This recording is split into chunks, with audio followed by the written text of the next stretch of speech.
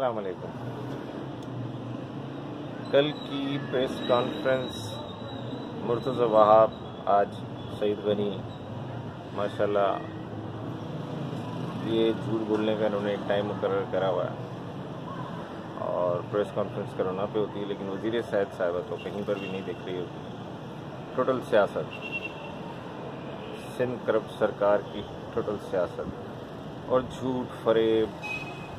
मुर्तज़ा वहाब साहब बताते हैं 273 वेंटिलेटर्स अवेलेबल हैं, जिसमें से 14 शायद बिजी हैं, उस पर पेशेंट हैं, बाकी वेंटिलेटर्स का हैं, किसी को कुछ नहीं। ये लिस्ट क्यों नहीं लेती है इनसे सुप्रीम कोर्ट ने सोमो तो लिया हुआ ना, ज़रा 273 वेंटिलेटर्स की लिस्ट लें और सुप्रीम कोर्ट उन्हें चेक कराए कि ये 273 वेंटिलेटर्स कितने हॉस्पिटल्स के अंदर कहाँ रखे हुए हैं इन्होंने,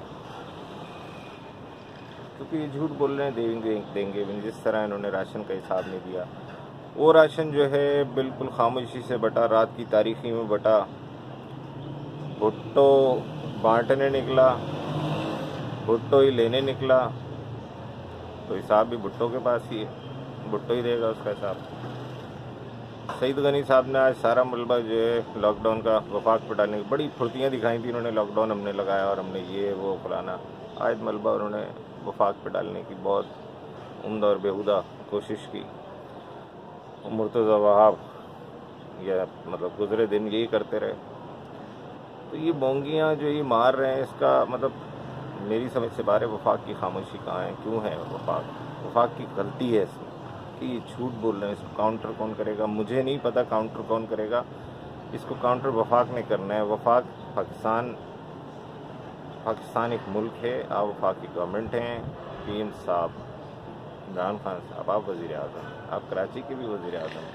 आपको कराची ने वोट दिया है अपनी मुसीबतें दूर करने के लिए, अपनी महरूमियाँ दूर करने के लिए, लेकिन शायद आप 18वीं तरमीम की वजह से कुछ नहीं कर पा रहे हैं। लेकिन ये 18वीं तरमीम का मसला अगर हल नहीं हुआ तो नुकसान वफाक को ही, पाकिस्तान को नुकसान है। पब्लिक नहीं समझती इन चीज़ों को, पब्लिक बोलती रिलीफ आप नहीं दे पा रहे। कराची की आवाम को, कम से कम सिंध की आवाम को आप रिलीफ बिल्कुल नहीं दे पा रहे हैं, क्योंकि ये यहाँ पर आपके जो कराची के मिनिस्टर्स हैं वो यहाँ से गायब हैं। बहरहाल वो मिनिस्टर हैं। दूसरा कि सोमोटो जो सुप्रीम कोर्ट ने ले रखा है, उस पर सुप्रीम कोर्ट क्यों नहीं बुलाता है वज़ीर सेहत सिंध को? क्या वजह है ना बुलाने की? क्या सुप्रीम कोर्ट भी डरता है? यही वजह है कि उसको नहीं बुला रहा है? असल जवाब तो वज़ीर सेहत देगी ना। अरबों रुपए का जो है इनका जो बजट था सेहत पर, कौन से अस्पताल में लगा है, कहाँ लगा है? कहीं भी नहीं लगा है। हॉस्पिटल की हालत दिन ब दिन ख़राब तर, मतलब पहले भी मैं बता चुका हूँ, मतलब कोरोना के नाम पे जो इन्होंने जहालत मचा रखी है, जो इन्होंने गेम कर रहे हैं, मतलब जो मर रहा है कोरोना में, इतनी सारी वीडियोस प्रूफ के तौर पे आ चुकी हैं लोगों की कि वो बयान नहीं की जा सकती। ऑडियोज़ वीडियोज़ कि जिस पेशेंट को भी डाल रहे हैं कोरोना में डाल रहे हैं। ये कब तक ऐसे चलेगा? क्या पहले मौतें नहीं होती थी कराची में या दूसरे शहरों में या पूरे पाकिस्तान में? अगर मीडिया ने वो मौतें बताना शुरू करी जो डेली बेसिस पे पहले होती थी, तो भाई फिर तो पब्लिक घर से खुद ही बाहर नहीं निकलेगी, इतना खौफ हो जाएगा। मतलब सिर्फ कोरोना से आपने इतना डरा के रखा हुआ है। कोरोना एक वबा है, इनकार नहीं है, लेकिन इतना खौफ मतलब आपके नहीं है, लेकिन आपने कर दिया उसे। कराची को तो उन्होंने बर्बाद करके रख, पहले से ही बर्बाद, मतलब 12 साल से कराची के साथ नाइंसाफियाँ हो रही हैं। मजीद कराची जो है वो इसको भुगत रहा है, लेकिन कोई मदद कराची को नहीं आ रही है। कराची का पुरसाने हाल नहीं है, क्योंकि वफाक 18वीं तरमीम के नाम पे बैक पर है, पीछे चला जाता है कि जी 18वीं तरमीम। भाई कराची का आम आदमी 18वीं तरमीम को नहीं समझता है। उन्होंने आपको वोट दिया था अपने मसाइल हल करने के लिए, आप मसाइल हल कर नहीं पा रहे। 18वीं तरमीम ने आपको रोक रखा है, लोग दिन ब दिन आपके खिलाफ हो रहे हैं।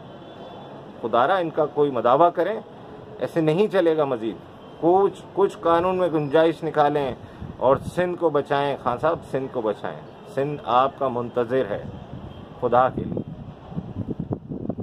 कराची को, सिंध को आपकी ज़रूरत है, आपके लोगों की ज़रूरत है, ऐसे नहीं चलेगा।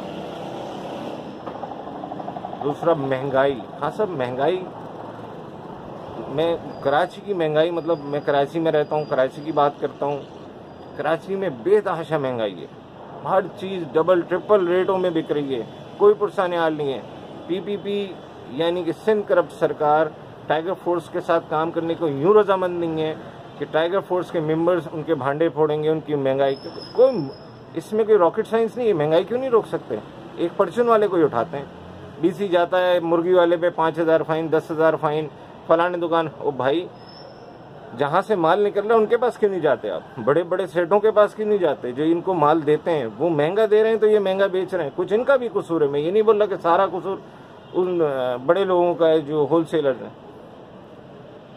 एक चीज 25 रुपए की चीज होती थी वो 50 रुपए की कर दी। माशाल्लाह मुसलमान भी रमजान में तो वैसे ही महंगाई बहुत कर देते हैं, लेकिन कोई ज़ख़ीरा अंदोज़ के खिलाफ कार्रवाई नहीं। हर चीज़ महंगी हो रही है। आज ज़रूरत है ज़िंदगी, पहले हालात ख़राब हैं, लोगों के पास पैसे नहीं हैं, उसके बाद ये महंगाई। तो भाई महंगाई आप रोक सकते हैं, इसमें कोई रॉकेट साइंस नहीं है। आप अपनी टीमें तश्कील दें। अगर सिंध गवर्नमेंट काम नहीं कर रही है तो वफाक कुछ करे, गवर्नर साहब को इख्तियारात दिए जाएँ वफाक से, सदर साहब के ऑर्डिनेंस निकालें इसके लिए कि ये महंगाई ऐसे रोकनी है। महंगाई रोकने के लिए आप बड़े गोदामों पर जाकर जो है छापे मारें, परचून पे ना मारें।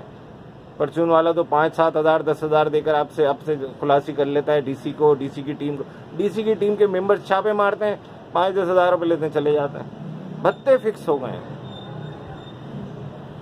मतलब आप इन हालात में जो मतलब मिडिल क्लास तो बेचारा मर गया है ना। गरीब को आप पूछ लेते हैं 12,000 दे देते हैं, मिडिल क्लास 12,000 की कैटेगरी में नहीं आता है। उसका पासपोर्ट बन गया या उसने ट्रैवल कर लिया तो 12,000 की कैटेगरी से बाहर हो गया। वो कहाँ जाए? उसकी नौकरी गई, उसको तनख्वाह नहीं मिल रही है। हाँ साहब, 20,000 रुपये, उसके कम से कम 20,000 रुपये घरों के किराए हैं उनके, वो कहाँ से देंगे? ये महंगाई वो सह रहा है, मिडिल क्लास सह रहा है, अमीर नहीं सह रहा, गरीब नहीं सह रहा। गरीब लाइन में भी लग जाता है, गरीब को राशन भी मिल रहा है। मिडिल क्लास इन चीज़ों से दूर है थोड़ा, वो नहीं लगता राशन में, क्योंकि वो सफ़ेद पोश है बेचारा। वो ना 12,000 के लिए अप्लाई करता है, ना लाइन में लगता है राशन की, किसी भी चीज़ में नहीं है। और वो 12,000 का भी जो है वो दावेदार नहीं है आपके, वो कहाँ खड़ा हुआ है बेचारा। तो महंगाई को कंट्रोल करने के लिए कोई ऑर्डिनेंस निकालें सदर साहब, और गवर्नर सिंध साहब को कुछ पावर्स दें कि ये काम करें। आपके MNA MPs क्यों नहीं आते इलाकों में? कुछ काम करते हैं, इसमें कोई शक नहीं है, लेकिन सब नहीं करते। लेकिन अपने उन MNAs और MPs को बोलें अपने इलाकों में आएँ, और खाली अपनी हल्के में ना रहें, अपने साथ वाले हल्के में जाएँ। अगर वहाँ MNA व MPA नहीं है, कोई दूसरा MNA MPA वो काम नहीं कर रहा है, आपके MNA MPA जाके देख सकते हैं। उनके पास थोड़े सोर्सेस हैं, आम पब्लिक के पास सोर्सेस नहीं है। पुलिस एक सियासी इदारा हो चुकी है, पुलिस बिल्कुल काम नहीं करती। आप पुलिस को कंप्लेन करें, पुलिस मजबूर है, वो आपको इतने कानून बता देगी। एक मैं आपको छोटी सी मिसाल देता हूं, नाका लगा, मैंने पुलिस को फोन करा कि भाई जब आप पब्लिक को जाने दे रहे हो तो नाका बीच में से हटा दो ना। एक गाड़ी की जगह रखी, पीछे 2-2.5 किलोमीटर तक रश लग गया 1915 वालों। वो बोलते हैं जी हमारा मैटर नहीं है, तो सिंध पुलिस का मैटर है, आप 15 पे कॉल 15 पे कॉल करिए, बोले हमारा मैटर नहीं है। मतलब पुलिस में भी इतनी सारे इदारे बना दिए हैं कि एक दूसरे पे नजर डालते हैं, कोई इनके उसके काम के नहीं है। नंबर्स 1915 और प्लस एक IG शिकायत सेल का एक नंबर है, मुझे भी याद नहीं है, उस पर भी मैंने कॉल करी, वो उठाता ही कोई नहीं है।